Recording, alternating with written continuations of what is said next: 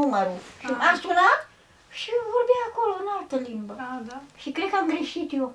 Da. Și cine știe unde am nimerit? Că eu cred că am greșit vreo cifră. Dar cred că e vreun an de zile. Că probabil mă întreba, am înțeles și eu așa, că se apropie cu franceză, am învățat cât de cât mai, așa, cuvinte, mai le pricepuri, nu astea mai importante. Și ceva mă întreba că cine sunt.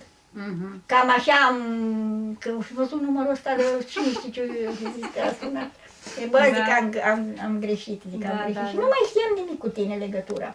Știi că mai aveam numărul de fix al lui mama, mai cu ani în urmă, mai sunam, mai întrebam de tine. Cât ai stat tu, când m-ați sunat, la un revelion, de mi-a zis la mulți ani, când erați toți aici cu mama, acum recent, ultima dată. Când erați la revelion, anul trecut, da, că erați, mă bucur, vă mulțumesc. Da, am vorbit. Ultimul revelion cu ea săracă. Da, și de asta zic, și de Edi, nu știu, adică și de Angela.